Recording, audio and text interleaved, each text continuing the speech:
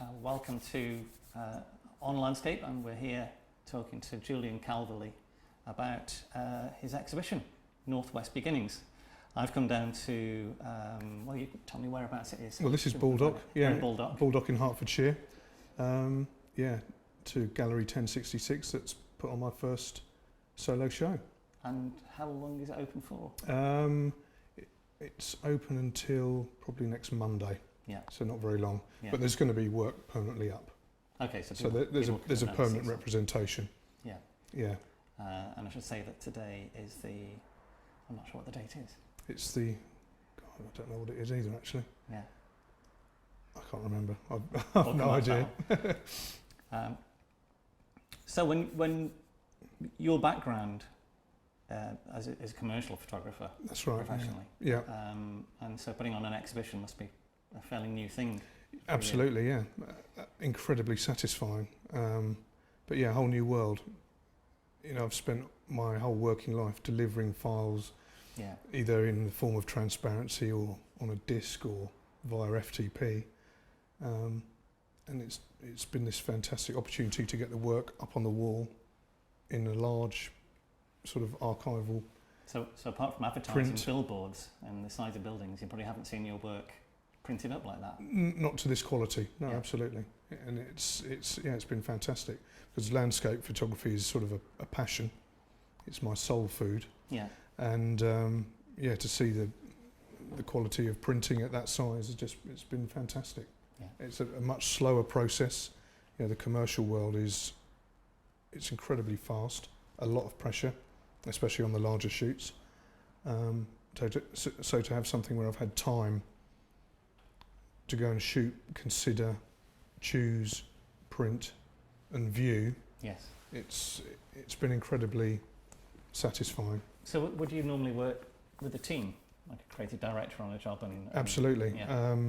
On a larger job, there'll be a creative director, there'll be possibly a client services director, there'll be a producer, possibly a stylist, a location manager, generally one, but sometimes two assistants. And then if there's models involved, then Yeah. they're on top of that, and hair and makeup. So working on your own in the landscape, it is a big getaway for you. Yeah, it's wonderful. Yeah. You know, I'm very happy working on my own. A lot of stuff I shoot is also, it's not art directed, so people are happy to let me go and do it. Yeah. But the landscape stuff is just wonderful because you're out in these beautiful locations, which are exciting, wonderful places to be. It's a great experience. So if we wind back a little bit, your background, were you initially looking at being a photographer when you were young, or was it from an art background? Or? No, I wanted to be an illustrator. Right. Absolutely wanted to be an illustrator. Didn't do great at school. I did well in art. That sort of carried me through. Yeah. That's what I wanted to do. I wanted to illustrate. I wanted to do album covers. You know, Yeah. Roger Dean was a big Yes. sort of hero of mine at the time, and that's the sort of thing I wanted to do. And I went to art college, and part of that was doing photography. Part of the course was doing photography, and in particular black and white, and working in a dark room. Yeah. Which I found really exciting and very immediate. You could go out, take a picture, come back, process it, print it, play with the print, do stuff. So it's a tactile nature of it. Yeah, and it was also very immediate. Yeah. And the quality as well. So I found the whole thing just really fascinating.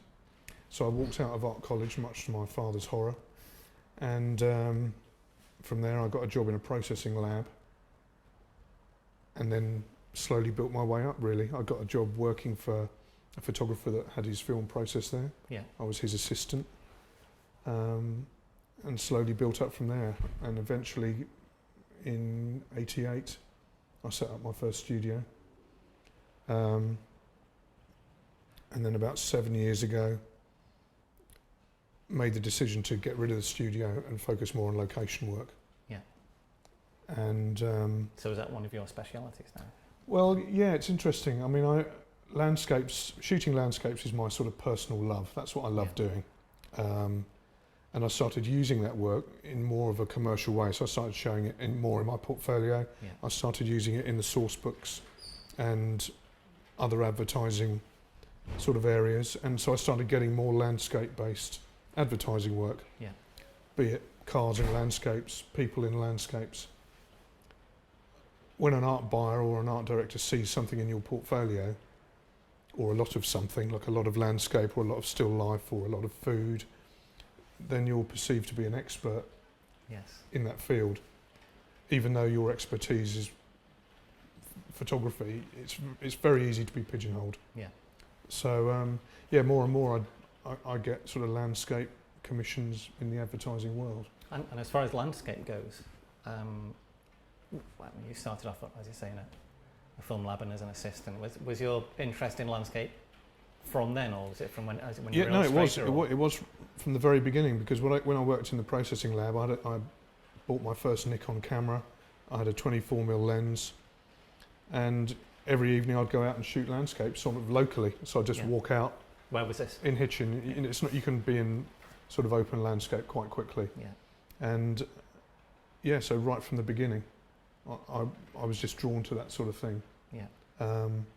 And who were your, I suppose, peers at the time? Who were you looking at? Well, in terms of photography? interestingly, actually, one advertising photographer called John Claridge. Yeah.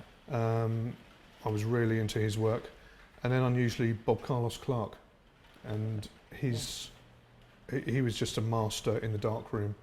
Fantastic stuff. Shot a lot of sort of glamour and high fashion stuff, really. Very striking work. Not everyone's cup of tea, Yeah. but beautiful printing. Yeah. Really wonderful printing. And it was the whole darkroom thing, so being able to take a picture and then being able to make it your own even more in the darkroom. So it's adding the identity comes from the darkroom, is it? Well, yeah, and dodging and burning and toning, and it was the illustrating thing, being able to put your mark onto it, which I've sort of carried with me, really. I think that's possibly an interesting thing about black and white, in that there isn't a standard shot in black and white. No, indeed. Every shot needs interpretation in some way. Absolutely. And I think that comes through now in the sort of the digital world. When you've got a raw file, there are decisions to be made, and the opportunity to really put your stamp on that image. Yeah. In whichever way you feel, really. Yeah. I mean, that's coming back to the exhibition work. Is the post-processing on the pictures is very light, but it does have a particular style to it. Yeah, absolutely. There's a colour palette, a tone, a feel to the images, and it's really important. Yeah. In part of the process for me. To me, that's the sort of the illustrating bit coming back. How did that arise? Is that something that, I mean, if it was black and white photography you were interested in to begin with? Yeah. Did that become an interest in colour photography in the 80s? Well, yeah, I stayed with black and white for a long time, and then I started toning a lot of the work, and then split toning it. So things were going brown and blue and green and stuff in between. So it was becoming colour, but in quite a muted way, and that's why my work now is quite muted, really. Yeah. I think that I just enjoy that dark, deep hint of colour type of thing. So with the subdued look from black and white, did you your introduction to colour, was that through using colour neg, or did that arise when you started looking at digital? Or? Yeah, I mean, interestingly,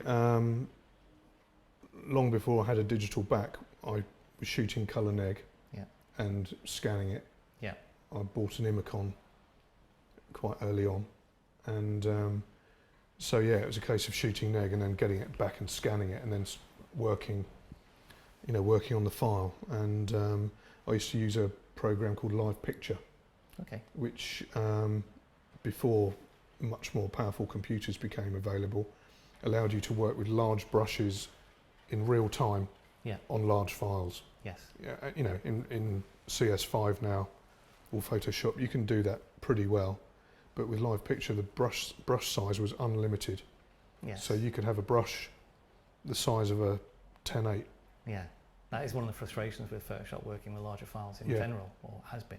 It's getting better. So this was going back to the painterly thing, and I was able to work on files in a really painterly way, very, very naturally. no masking. I'm not a big fan of masking. Everything's done with brushes. Yeah. Or the masks are created with brushes. You're mentioning Roger Dean, it's almost like an airbrush type feel to the work when you're doing post-processing. And also, that file you know, with the work you've seen, there's the waterfalls and the rocks and the vegetation and the water and the sky element. It's all... That has a slight fantasy absolutely element to it, yeah. And, you know, I'm really just naturally drawn to that. And also a lot of these locations or these spots are very, you know, they have a drama about them. They can be quite spooky. In bad weather, when you're on your own, it's very exciting. Yes. Being in these places, and it's a very, I'll describe it as quite a childish reaction inside. When you're standing there, it's very exciting. Yeah. And you just spent some time at Loch Currisk. Yeah, absolutely. Yeah, I mean that was an interesting trip. The weather was appalling. Is that a bit overly dramatic? Yeah, but it's a fantastic place, and you know, I absolutely intend to go back. Just in case anybody doesn't know, Loch Currisk is, if you're looking at the Elgol view of the Cullen, it's to the right. Yeah, and sort of tucked in. Yeah, so you have to go through a little entryway. The boat drops you off. That's right. And then there's this amazing fresh water. The glacial bowl, isn't it? A lake at the bottom. Yeah, really stunning. Quite untouched. You spent a while there. Well, yeah, the idea was to spend 2 nights, 3 days, but the weather was so bad. We ended up being trapped in our tents for 16 hours, literally pinned to the floor, with the tent, you know, blowing down. Not the best photography weather. No, indeed. We got one shot in the morning. Yeah. I say we. I went with somebody who, it felt like a trip that it felt sensible to take somebody with me. Yes. I got one shot in the morning, which is okay, but I need to go back. You need to spend time there. Yeah. As with all of these locations, really. And you spent a lot of time in Skye in general. A lot of the pictures from here are from Skye or the Outer Hebrides. Yeah, absolutely. There's so much to see on Skye. I mean, there's such a mix of coastal, inland, mountain. You know, the rocks are incredible. There's just such a mix of stuff. And did you know Scotland from being young? Yeah, I used to go there as a kid. We used to go on camping holidays. My aunt married a Scot. Yeah. They lived in Kilmarnock, and we used to go to the Highlands every year for a couple of weeks. Yeah. Summer holidays. From probably the age of 6 or 7, we did that every year for a while. So you think you're getting that feeling back in your photography? Absolutely. I mean, at the time, it was a bit of a puzzle, really. You know, it didn't really feel like a holiday. I'm in a tent, and it's hard work, and you know, all my friends were off doing holiday things and beach-like things. But absolutely, it stamped its mark. And going back to these places, it just feels a very natural thing to do. Yeah. And they're just such exciting places to be. I think it's just the drama of the whole thing. And as you know, I like going there in sort of bad weather. Yeah, it's probably worth mentioning that. It's you're not a fair weather photographer by any stretch of the imagination. Yeah, indeed. And again, it's just the whole drama thing, really. You know, you take the sea, the rocks, the mountains, and then throw some serious weather at it, and it just becomes something else. Yeah. And it's just trying to, I suppose, survive in that environment and come out with a really nice a picture, a representation of what was there when you were. And you're trying to create a feeling of awe, I suppose, in the same way as a classic sublime photography. Yeah, absolutely. You know, because as you know yourself, when you're standing there, it is awesome. Yeah. And it's just the goal is to try and reproduce that so people can get a feel for it, because a lot of people will never ever go and stand in that spot. They'll never see that. Not in conditions like that. Absolutely. They might see it from the car. But you know, when there's bad weather, you just get the most amazing conditions. The sea state is different.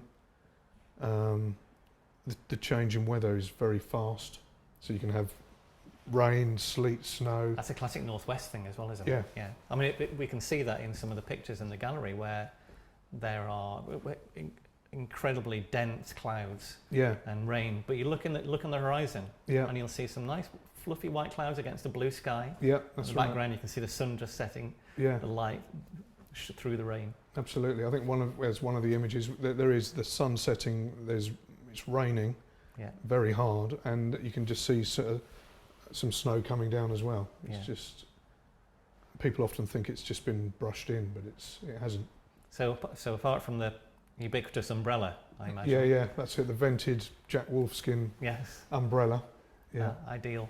We should take a look at briefly the equipment you use. yeah, You work as a professional photographer, so you would have been using medium format backs for a while. that's right. I think you mentioned a Sinar, Yeah, the first previous back to was a Sinar. and you've recently bought the IQ180, the same as That's right. the back that Joe's got. Yeah, But unlike Joe, you're using the Alpa that's right. camera. Yeah.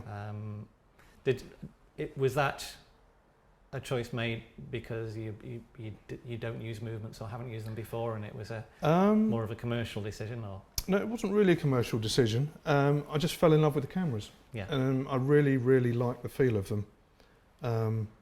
They just have, there's something about them. I didn't want to have to worry about movements, just because of often the conditions I'm working in. There's every chance something could get knocked or whatever. Plus the depth of field generally is sufficient. So just I don't get real close in on a rock or a plant or something. Generally, I'm far enough back for it not to be a problem.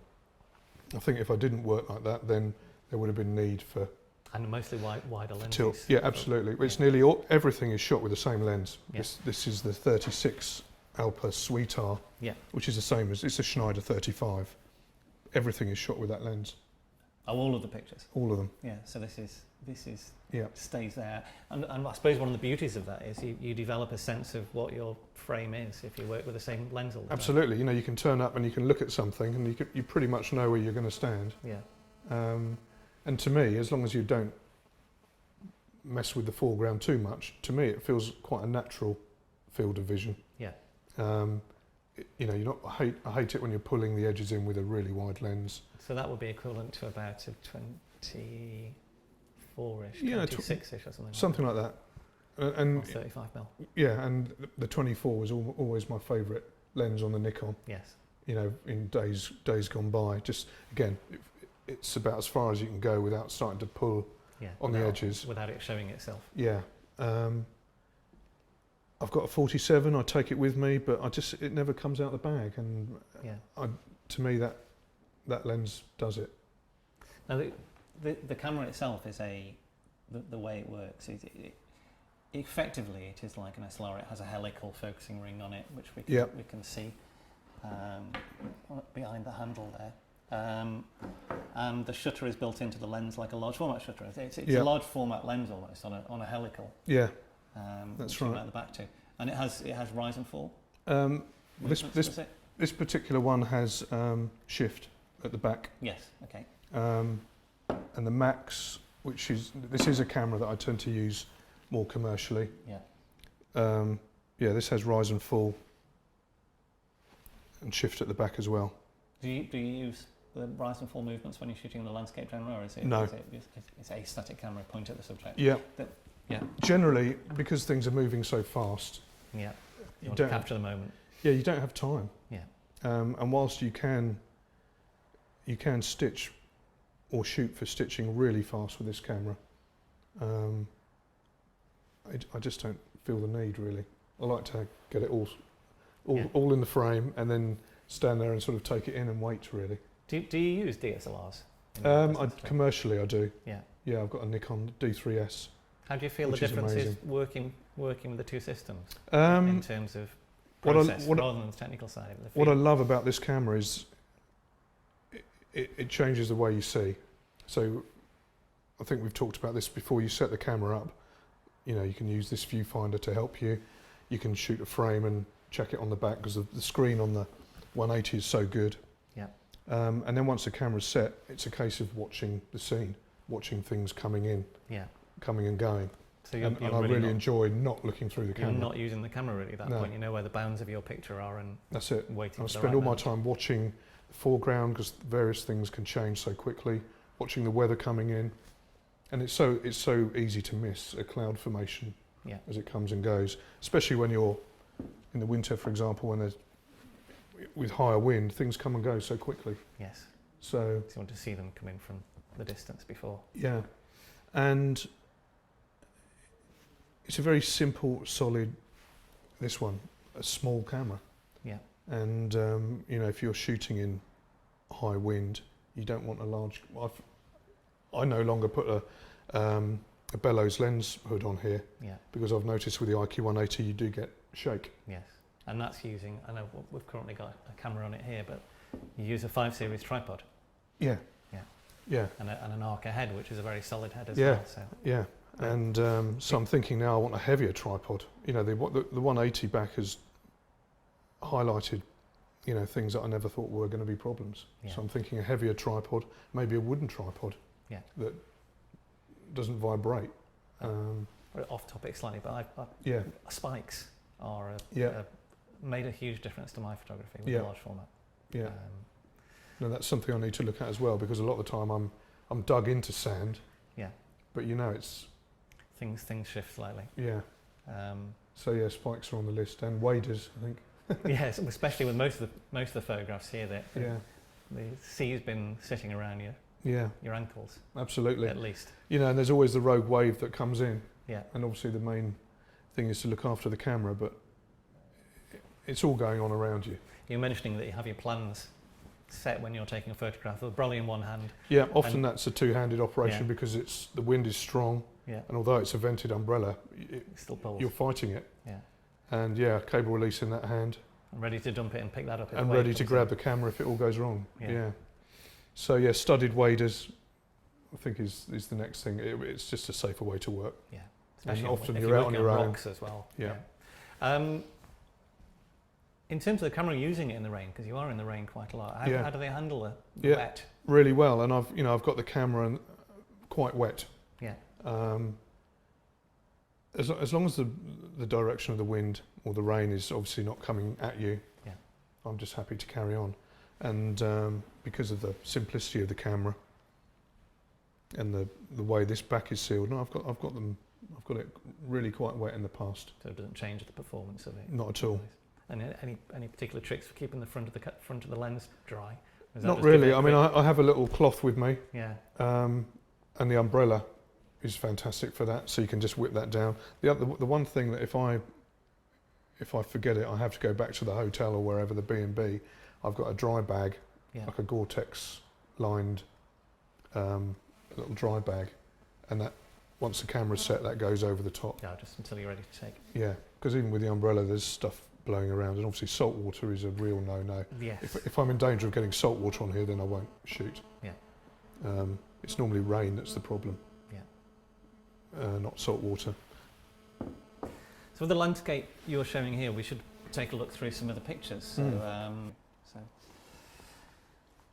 you can tell me a little bit about the first picture here. Yeah, well, this is a beach that I return to a lot on the Isle of Harris. It's just such amazing sort of rock formations in the foreground here, and the weather that just seems to continually come through. It's just a great spot. So it's a lovely spot to return to. And have you been back to Harris a few times? I've been to the back a same few locations? times. Yeah, I always go when I know the tides are going to be quite high. Yeah. Just because these areas benefit from that. Yes. It's a lovely spot. It's very quiet. And this is Tarrantay in the background. I noticed That's you've right, yeah. got a few photographs that include these very characteristic. Absolutely, yeah. I mean, I'm a big fan of. I love looking out to sea and then seeing mountains. Yeah. You know, that's a real winner for me. Yeah, the whole water, rock, sky, sea thing. Yes. You know, it's irresistible, really. And moving on to the next picture, which is Glen Brittle, the Isle of Yeah, Skye. yeah. It's the Roger Dean sort of feel to it. Absolutely. I mean, if you're into waterfalls, it's the place to go, isn't it? Yeah. Really. And then you've got the fantastic background of the Coolin there. It's just a wonderful path, and I can't remember how many waterfalls, but there have to be a dozen. Easily a dozen. You know, Yeah. and depending on And even more when it's wet. depending on the rain, the day or the week before, you know, it can be quite an exciting place to be. But you can also get in there and get amongst it all. It's What sort of time of year do you visit? this like this would have been February. Normally I sort of go I go in October and February. They're my sort of favourite times. Yeah. I try and avoid the summer really. I think people tend to go a little bit earlier than that generally, and it can be very dry. Yeah. I mean, February can be excellent, especially with the snow melt Yeah. coming off the hills. Yeah. As it starts to thaw. I mean, I haven't really seen huge amounts of snow, unfortunately, but you know, I will keep trying. The West Coast doesn't generally get as much snow, I don't think, No, as the rest. absolutely. I mean, Harris and Skye, they get sort of blasted with it, but it doesn't hang around. Yeah. And the next one is one of the classics from the exhibition. Yeah. In my opinion, this is the one with the blue sky in the background. As you can see, the little spinning off white clouds off the top of some of the hills. Yeah.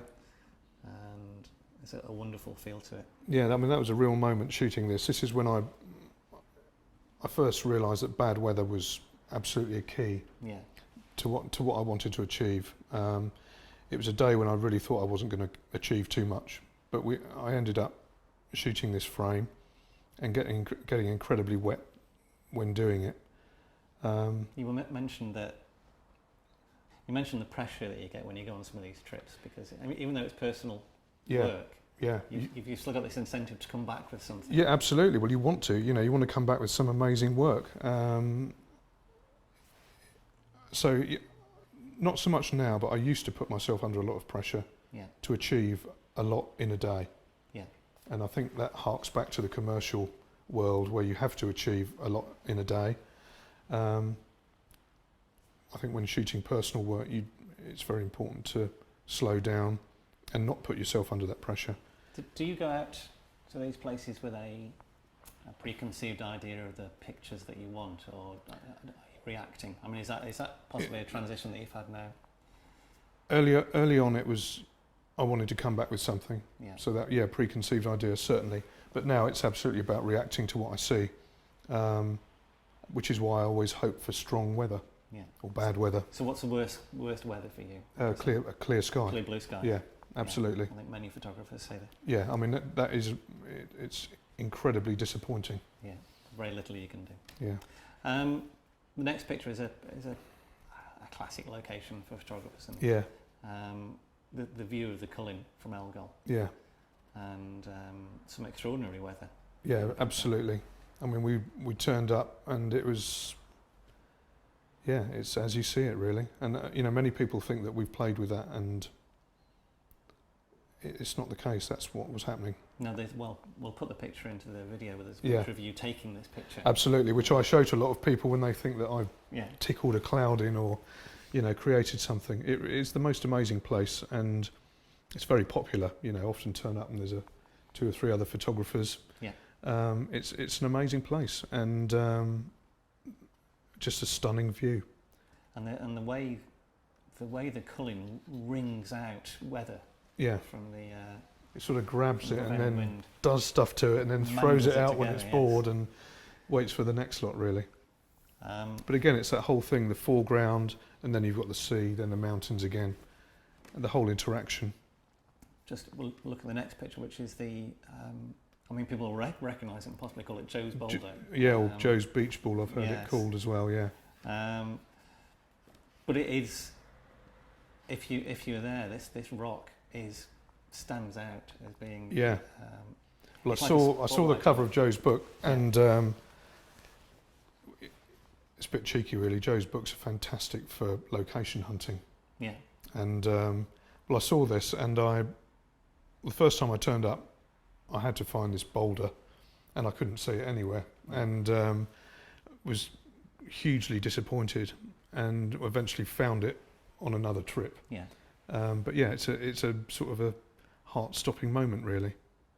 Just the way the scene is. It's just an amazing place, really. And you mentioned that you had second thoughts about whether to put that in the exhibition or not. Yeah, because it's Joe Cornish's shot, you know, and I couldn't help. I had to shoot it because it's there, and you just feel you have to do it. Yeah. It's a bit like going to Yosemite, and you see these classic locations that you've seen in books and read about.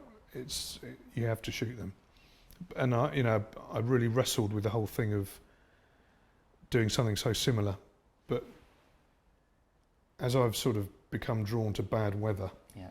I feel very comfortable now in that that's my sort of interpretation of that scene, really. Yeah, different. And every time I go to Skye, I always go back. Yeah. Because there is something magical about it. Places do inevitably look different. Yeah. And Particularly these places, because every time you visit, they do look different. yeah, because they are the weather. It's the weather and the light that, that transforms a picture. Yeah. Stepping back, we're on to looking at another Glen Another Brittle Glen picture. Brittle, yeah. This is another waterfall that you were mentioning only really appears under a heavy rain conditions. That's right, yeah. And this was a day when the weather was appalling. And again, I didn't really realise it, but this whole thing about shooting in bad weather, I was beginning to enjoy it. And this image was quite a large part of that, because it was hammering with rain. And, you could only have got those clouds sort of moving around the mountain in the way they were, and at the speed they were as well. Yeah. It was a cauldron of activity. And you were very aware of what those clouds were doing in absolutely. Again, because the camera's set up and I'm not looking through the viewfinder, you're standing there and you're just watching the whole thing going on. And as I said, that's what I love about this camera, is it enables you to do that. Yeah. Well, any camera does, but this yes, yeah. Another view of Elgull. Yeah. This wind slightly less inclement weather. Yeah. Still some dramatic lighting conditions. Indeed, yeah. Very early in the morning that was, and just again drawn to this spot. And it's funny, you get to recognise individual rocks. Yes. You get to know them, and there's something quite interesting about that. And I have to return to this spot every time I go to Skye just to see what's happening. Well, the shapes of a lot of the rocks here. It's a mixture of pumice and sandstone and volcanic rocks. Yeah. And I think it is very interesting. And as you move further up the beach, there's the changing colours of all the lichen. Yeah. It is the most incredible place. It shouldn't be underestimated how hard it is to work there, because there's so much going on that it's difficult to find order in it. Absolutely, and it can be really distracting, and at times a bit panicky, because you're seeing something coming. Yeah. And you haven't worked out what you're doing with the foreground or whatever, or the tide. Really, I should be here an hour. Coordinating these two things. Yeah, isn't it? and just the difference between half an hour. So getting the weather, the tide. The tide is so important. Yeah. Well, that's particularly with a location like this. Well, we've noticed in most of your shots, it is the water that's creating a lot of the shape. Yeah, a lot of the movement in the pictures. Yeah. And you must become very aware of how the light builds up in a long exposure. Yeah. As well, because it doesn't look like this instantaneously. No, indeed. And the intensity of the white and the shapes that build up are about the movement of the water, not its actual look. Yeah, absolutely. And that you don't have control over that, so that's what's quite interesting about that, is you always get little surprises. Yes. And that's the same with the weather. And I suppose you'll have to predict these a little bit as the tide goes down, because it's all behaving slightly differently. Yeah, absolutely. And also because of the low ISO, 32 ISO. Yeah. This is well before the sun came up. So 20 seconds or 15 seconds or something. Yeah. And I think we've completed our views of the colour. Yeah, I think we've done a 360 now. Mentioned this earlier on. We're getting the views of three sides. Yeah. Of it. Sligachen, on Alpskaya, a location that near to the hotel. Very near, too near really. And there's fighting against other fighting people for around. Position. Yeah, it does look like a War of the Worlds, sort of a mini War of the Worlds set with all the tripods dotted around at times. But it's a classic scene. I mean, I ummed and ahed about putting this in, because it feels a bit too classic to me. But I like it. But again, you made it your own by using the shapes of the water. Yeah. And I think it's the shapes of the water and the shapes of the light and the snow on the mountains in the background. Those playing against each other that make the picture. For me, there's enough anger there to make it acceptable. I like a lot of drama and mood, and I quite like the shots to look a little bit, I don't think scary is the right word, but a bit intimidating. Yes. Now a lot of people, I mean, especially with the IQ180 and modern digital sensors, there's a lot of dynamic range in them. Yeah. And you've thrown away quite a lot of that dynamic range here, and Yeah. let people let colours go to black. Yeah, So absolutely. clip the shadows. Yeah. And it's something a lot of people won't do, and it does add to the drama in your pictures. Yeah, and again, this goes back to this whole painting thing. You know, to me, it's my picture. You know, if I want to do that, then Yes. I'll do that. And it feels right to me, you know, to dodge and burn in the way that I do. You know, there's no HDR trickery. I'm a big fan of using ND grads. Yeah. Sometimes I'll use one top and bottom, Yes. you know, if need Especially be. with the white water. In Yeah, the I mean, foreground. often I'm controlling the sea, Yeah. not the sky.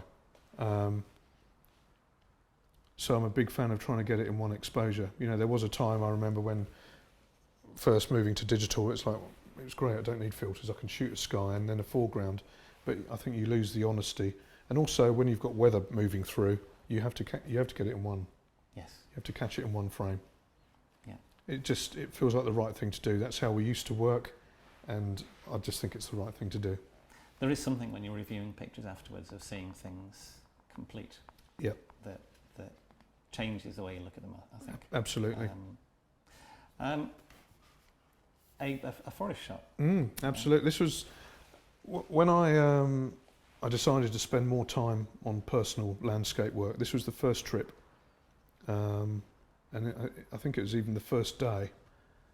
And the interesting thing about this shot is I remember being bitterly disappointed with that first day's work. Yeah. I'd driven to Scotland. I was expecting to come back with these awesome landscapes. You know, I've been to Scotland. Here's my picture, Yes. and it just wasn't happening. And I got really, really down about it. And but I did shoot this picture, and interestingly, a lot of people, it's their favourite shot of the show. Yeah. It's the one picture hanging in our house.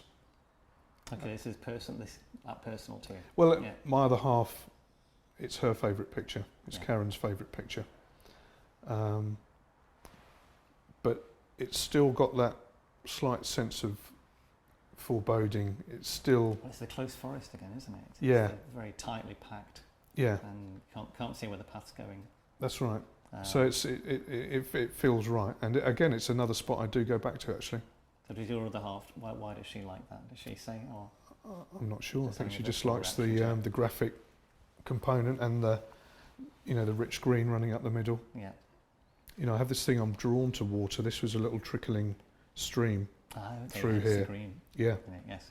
And again, this is a sort of a childish thing. It's loving little rivers and So the fairy tale feel to it. yeah, really. you know. And when I was a kid, I used to love all of that stuff.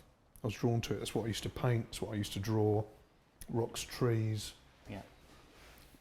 Going back to Roger Dean again, really. And this is for me the next picture. Tarrantay again is one of the really interesting shots for me compositionally, because it has what should look like an imbalanced picture. Yeah. With a massive black on the left. Yep. The highlight is offset. Yep. All the white is pointing into the not the middle of the picture, and the right is quite empty. But the sense of movement from the right works for me. This Yeah. isolated rock has enough of a pull. Yeah. And the black is working as a cap on the picture. Yeah. I think. And the depth of the print, as you've seen. Yes, when you see it large. Yeah. And we should probably mention that about larger pictures, because haven't seen your own work printed that large. No, that's right. And Which is landscape curious, work considering anyway. how long I've been taking Yes. pictures. And you've said that it changes the way a picture looks, and I have to agree. In the exhibition, you've got two versions of a couple of pictures here, particularly this Yeah. Tarrantay one. You've got a very, very large one, which is, what's that, 50-40? Or? Yeah, it's the image is 50.5 inches wide. Yeah. Yeah. And the other one is about 24-30 or Yeah, I should maybe remember, 24, shouldn't but I? It's Is it 40? 30-40. So Yeah. there's a 50-40 and a 30-40. And they look very different. Yeah. Even if you sit in front of the picture at the same viewing angle, the experience of seeing those two pictures is quite different, and that surprised me. Yeah. And what did you experience out of that when you saw the pictures differently? Well, it's interesting. It's a surprise, isn't it? I love seeing the work large on the wall. Yeah. It brings the whole thing alive. It encourages me to make more large work, really, because it takes on a whole new life. Which pictures you liked? Yes, definitely. Images that I thought were perhaps not striking enough became far more striking. Yeah. Once up on the wall, far more interesting. You could get involved with them more. Images that I thought were perhaps too simple take on a new life. I was mentioning this. I think that I went to see a Jem Southern exhibition, and he had his pictures from the Cumbria coast up at, they must have been 70, 80. Right. Huge, so tableau size. Yeah, wonderful. And they you see them as a thumbnail, and they don't make any sense at all. There's nothing in them. Yeah. And then you start to experience them as a lot of little vignettes inside a large picture. I mean, in this picture of Taransay, you can walk up and experience a little picture of the rocks on the left, or a small panorama of the hill, Taransay in the background with the slightly tobacco-y looking clouds over the top of them. So worth seeing, worth coming down and seeing these. Yeah, I mean, you can really get involved with them when they're large. Another sky. Another bad weather day. Another bad weather day. This is very dense, and this is what you were mentioning earlier about having to use grads from the bottom of the picture. Absolutely, yeah. This would have been upside down. Yeah. And that was, it was a howling day, this one, and even with the umbrella, there were times when we thought we were just going to have to turn around. And if you'd have turned around, you'd have seen this wave coming.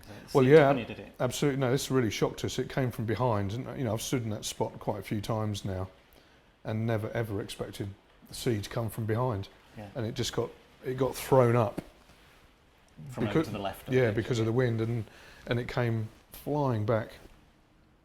So but you end up standing solid and just bracing yourself.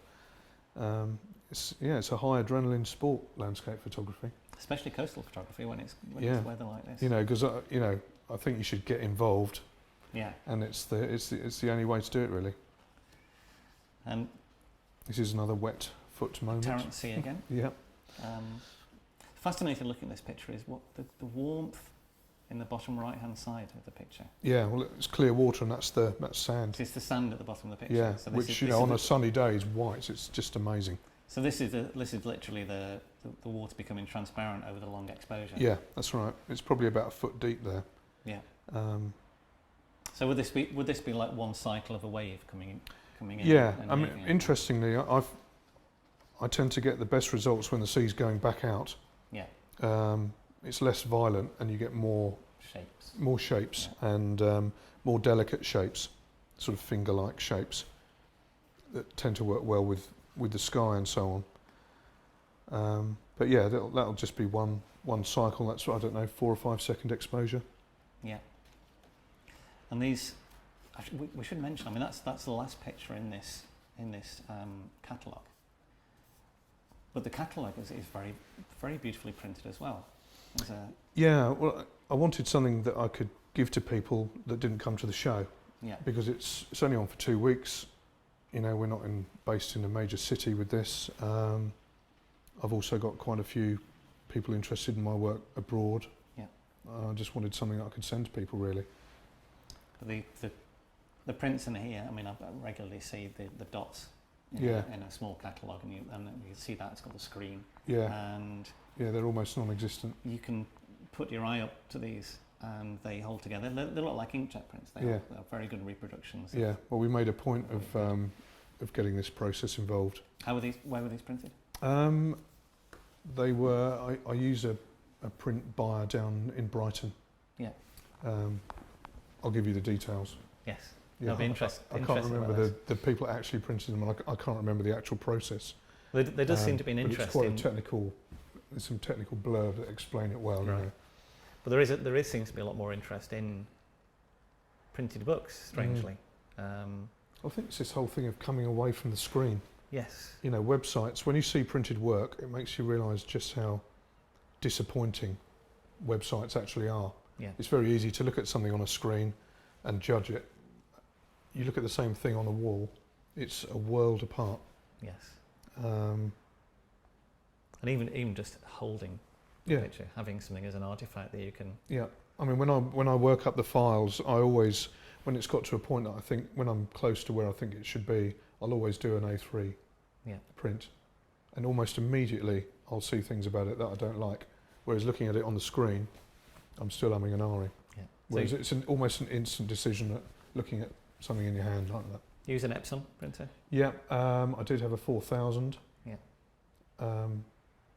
It died. I've now got a 4900.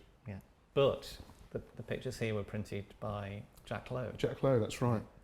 How did that relationship come about? Well, I've known Jack for a long time. I first met him at a colour management seminar that was run by Neil Barstow, who he's done all my colour management work forever. So we met then, and then I just heard how his printing was developing.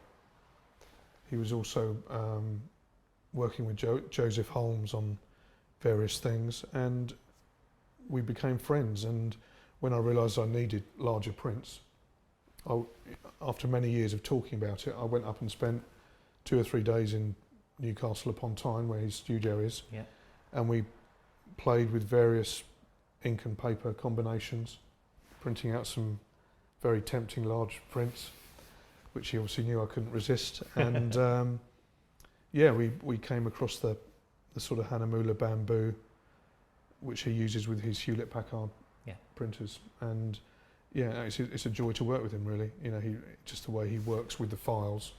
He doesn't just send something to the RIP. He'll do certain bits and pieces to it to optimise it for the print. And importantly, to view the print. So sharpening is carefully controlled with viewing in mind.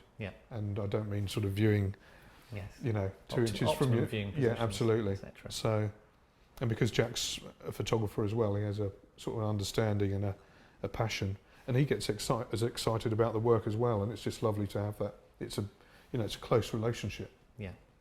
And while I'll print anything up to sort of A2 myself, which is generally for purely for portfolio and proofing purposes. Everything else goes to Jack. So all of these. This is all printed. It's all printed by Jack Lowe, And they do look fantastic. I mean, it's matte, I presume. Yes, absolutely. Because there's a density in the blacks that you've got. I mean, all your pictures very much about the depth in the blacks. Yeah, they are dark pictures, and it comes across very well. Yeah, and then you put them behind glass, and something else happens. Out of interest, is it any special glass? Have you used museum glass? You're just straight glass. The simple reason, cost. Yeah. If I could have museum glass, I would. Yeah, but it's about 10 times more expensive. Yeah, it's hugely expensive. Yeah. I think for a frame print at home, it's perfect, but I think it's too much for a show. Yeah. And if a £1,000 print then becomes, 3,000 because of the glass you've used, then immediately you're going to alienate customers. And you've sold quite a few already? We've sold 9. It's possibly 10. Yeah. We've got somebody umming and ahhing. Yeah. And they've bought the middle size mostly, is it? The middle and smaller size? The smaller size and the middle size, yeah. And the thing with the larger size is it's down to the space on people's walls. Well, you're talking to the gallery owner about this, weren't you? Yeah. Saying that there are, unlike somewhere like America where everybody has palatial buildings. Absolutely, and it's never a question, Yeah. One of the larger pieces nearly went, and that was going to hang in an office, which is a larger, much larger space. Yeah. But in many ways, the larger pictures do create an atmosphere that helps to sell the smaller ones. Do you think? Absolutely, and for me, they're by far the most impressive. Prints. Just the size of them it adds another dimension, and like you've mentioned, you can look into the picture and you start moving around. You're looking at other things. Yeah, you start noticing little things, and all of a sudden that picture becomes personal to you because you are seeing these little things going on, these little mollusks or whatever they are moving around. Are you going to have one of these at home? Yeah, I'm sort of hoping that the really big one doesn't go. Yeah. I'd be very happy taking that home. Yeah. Yeah. And your partner? We'll see. She likes the slightly lighter stuff, you know, Yes. which I totally understand. Yeah. Well, thank you very much for that. My pleasure. It's great. Absolutely, And, my pleasure. We may try and get a few questions from some of our readers, and we'll Yeah. put those in the article. Yeah, I'll be later on. very happy to answer any questions. Thank you. It's really nice to talk about it.